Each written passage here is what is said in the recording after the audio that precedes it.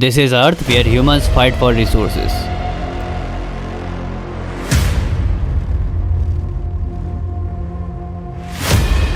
Humans fight to rule. Gibst du jetzt eine Stimme ab? Wenn ja, dann tritt für mich ein, so wie ich für dich eingetreten bin. In a 8.1 billion population Earth, humans think they are the biggest fish of this universe. We're the aliens, and I think if anyone would know about aliens on Earth, it would probably be me. But क्या ये सच है? ये point से दिखने वाला spot हमारा घर है। हम इंसानों की पहुंच अभी सोलर सिस्टम से बाहर तो दूर, अर्थ के मून के अलावा कहीं तक भी नहीं है।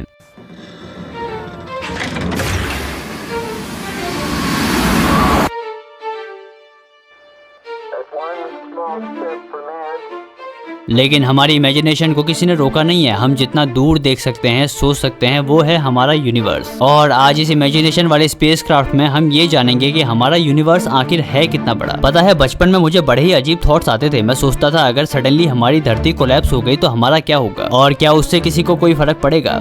वैसे आपको क्या लगता है? मैंने जब रिसर्च करी तो मुझे पहली बार पता चला कि हमारी अर्थ जैसे सिर्फ मिल्की वे गैलेक्सी में 6 बिलियन प्लैनेट्स हैं। यानी 6 और आगे 9 zeros। पूरे यूनिवर्स की बात मैं नहीं कर रहा, सिर्फ मिल्की वे की बात कर रहा हूँ। और पूरे यूनिवर्स में टोटल प्लैनेट्स कितने हैं पता है? आप एक नंबर इमेजिन करिए। मे बी आप कुछ बिलियंस में कहेंगे, may be trillions, but reality is हमारे यूनिवर्स में 700 क्वांटिलियन प्लैनेट्स हैं जो हमारा बेसब्री से इंतजार कर रहे हैं।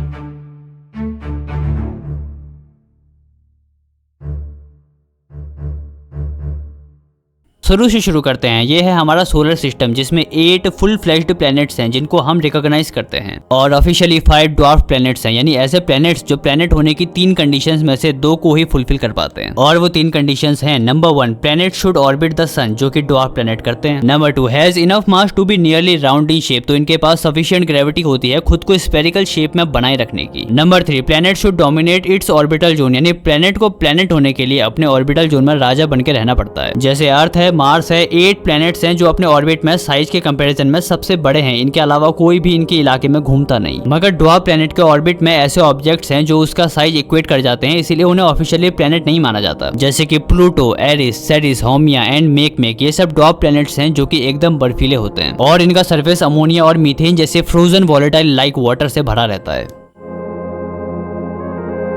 क्या हमारे सोलर सिस्टम में अर्थ के अलावा कोई और जगह है जहां हम रह सकते हैं? बिल्कुल है, और एक नहीं 3 जगह है। एनसेलेडस, सैटर्न का ऐसा मून जहां ओशियंस हैं, ऑर्गेनिक कंपाउंड हैं और ऐसी एनर्जी सोर्सेस हैं जो इसे हैबिटेबल एनवायरनमेंट देती हैं। दूसरा है यूरोपा, जुपिटर का मून, बर्फ की चादर में ढका हुआ मून अपने अंदर ग्लोबल ओशियन को समाये हुए है। टाइडल हीटिंग के कारण एनर्जी जनरेट कर पाता है और पॉसिबिलिटी है कि यहाँ लिक्विड वाटर भी हो। तीसरा है हमारा लाल पड़ोसी मार्स, ये कई बिलियन साल पहले अर्थ जैसा ही था। नासा के क्यूरियोसिटी रोवर ने एंशिएंट लेक्स, रिवर्स और इवन ओशियंस के भी एविडेंस दिए हुए हैं। इसे हम टेक्नोलॉजी की मदद से रहने लायक बना सकते हैं या किसी और तरीके से। Fast way and a slow way. Okay. Give me the fast way. The fast way is drop thermonuclear weapons over the poles. You're a super villain. वैसे किसी भी प्लेनेट या मून को अगर हैबिटेबल बनाना है तो ये 5 कंडीशंस पूरी करनी होती हैं। Liquid water, energy sources, organic compounds, suitable temperature, stable atmospheric pressure. और सोच के देखिए, क्या इतने बड़े यूनिवर्स में जहां 700 क्वांटिलियन प्लैनेट्स है, वहां इन कंडीशंस को फुलफिल करने वाले कितने प्लैनेट होंगे, और उनमें से भी कितने ऐसे प्लैनेट होंगे जहां लाइफ होगी। आई एम डैम श्योर अर्थ के बाहर भी किसी न किसी जगह तो लाइफ एग्जिस्ट करती है। We are not alone in this universe. Aliens हैं, या तो वो इतने एडवांस नहीं है कि हमें ढूंढ पाए, या वो हमें इग्नोर कर रहे हैं, या वो हमसे भी कम इंटेलिजेंट हैं। Okay, let's continue moving away from the solar system. This is Milky Way galaxy, approximately 1 lakh to 1,20,000 light years in diameter. One of its most fascinating features is its wrapping. आसपास की galaxies के कारण जो gravitational pull बन रहा है वो इस गैलेक्सी को यूनिक कर्व्ड शेप देता है। अब इस मिल्की वे के पास भी 60 सैटेलाइट गैलेक्सीज हैं। सैटेलाइट गैलेक्सी उन्हें बोलते हैं जो बड़ी सी गैलेक्सीज को ऑर्बिट करते हैं। जैसे सन का ऑर्बिट हमारे प्लैनेट्स करते हैं, उसी तरह मिल्की वे गैलेक्सी को 60 सैटेलाइट गैलेक्सीज ऑर्बिट करती हैं। और जैसे सन को ऑर्बिट करने वाले प्लैनेट्स का साइज डिफरेंट होता है, उसी तरह मिल्की वे गैलेक्सी को ऑर्बिट करने वाली smallest satellite galaxy Carina dwarf spherical galaxy है, जिसका डायमीटर है करीब 500 लाइट ईयर्स। और biggest satellite galaxy large Magellanic cloud है, जिसका डायमीटर है करीब 32,200 लाइट ईयर्स। ये थर्ड क्लोजेस्ट गैलेक्सी है जो मिल्की वे को ऑर्बिट करती है। जैसे अर्थ है सन के लिए थर्ड क्लोजेस्ट। जैसे जैसे मिल्की वे स्पेस में मूव करती है वो और गैलेक्सी से कोलाइड करती है और इस कोलिजन से गैलेक्सीज का स्ट्रक्चर चेंज हो जाता है।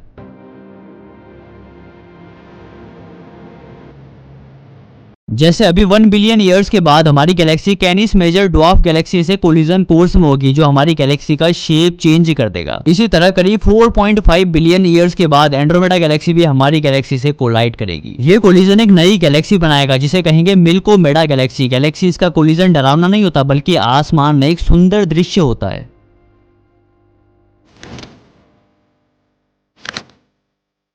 लाइक तारों से भरा हुआ आसमान दिखाई देगा। ये प्रोसेस सडनली नहीं होगा बल्कि ये हो रहा है धीरे धीरे। गैलेक्सीज पास आ रही हैं और कोलिजन का peak time billion of years के बाद होगा। एक और बात जो आपको पता होनी चाहिए, हमारी milky Way Galaxy 85% dark matter से बनी है। ऐसा सब्सटेंस जो दिखाई नहीं देता मगर गैलेक्सी के रोटेशन और स्टेबिलिटी में क्रूशियल रोल निभाता है।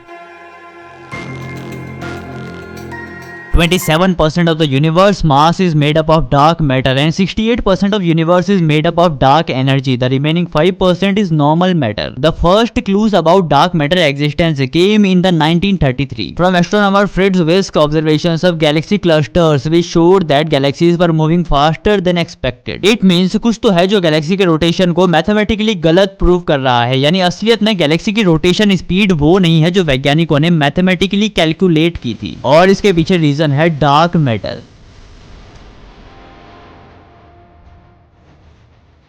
डार्क मैटर की प्रेजेंस को प्रूव करने के लिए दो एविडेंसेस वैज्ञानिकों को मिले। गैलेक्सी रोटेशन कर्व्स 1960-70s में दो वैज्ञानिक आए, vera Rubin and Kent Ford, जिन्होंने गैलेक्सी में होने वाले स्टार्स के रिवॉल्यूशंस में चेंजेस देखे। यानी ऑब्जर्व रिवॉल्यूशन ऑफ स्टार्स की speed calculated revolution of stars से ज्यादा थी। यानी कुछ तो ऐसा था जो इनकी स्पीड बढ़ा रहा था। हेंस उन्होंने डार्क मैटर को इसका रीजन बताया। दूसरा, इटली के पहाड़ों के नीचे वैज्ञानिकों ने डामा लिब्रा नाम के डिटेक्टर्स को यूज किया और 20 सालों तक ऐसे सिग्नल्स को डिटेक्ट किया जिसमें उन्होंने एक पीरियोडिक पैटर्न को ऑब्जर्व किया और अकॉर्डिंग टू देम उनको जो स्पेस से सिग्नल्स आ रहे थे वो डार्क मैटर ही था। So when you look at the outskirts of galaxies, they've got a lot of centripetal acceleration. Dark matter says that, well, that centripetal acceleration is due to the gravitational effect of dark matter. मैं ये सोच रहा हूँ हम उस चीज को prove कैसे करेंगे जो चीज ना दिखाई देती है ना किसी से इंटैक्ट करती है, इवन लाइट भी उससे फिल्टर आउट होकर निकल जाती है। मेरे कहने का मतलब ये है कि अगर आपको मैं अभी स्पेस में ले गया और आपको मैंने डार्क मैटर पकड़ा दिया तो वो आपके हाथों से फिल्टर आउट होकर निकल जाएगा। और एक मजेदार बात बताऊं, जिसने भी ये बताया what really dark matter is, उसके लिए नोबेल प्राइज वेट कर रहा है।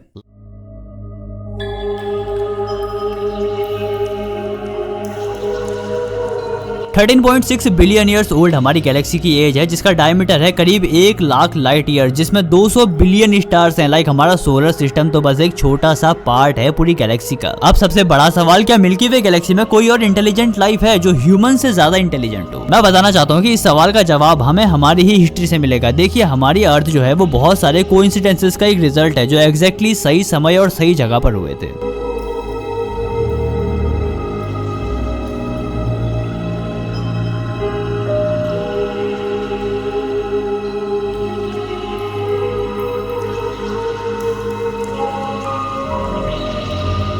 How Earth is part of so many coincidences. Galactic habitable zone. जैसे आप समझो हमारी अर्थ है, ये सन से कुछ स्पेसिफिक डिस्टेंस पे है जिस वजह से यहाँ लिविंग लाइक कंडीशंस बनी। अगर अर्थ वीनस की जगह होती तो यहाँ लाइफ नहीं होती। आप समझ रहे हैं ना मैं क्या कहना चाह रहा हूँ? हमारा सोलर सिस्टम एग्जैक्टली उसी जोन में है जहाँ उसे होना चाहिए और उस जोन का नाम है गैलेक्टिक हैबिटेबल जोन।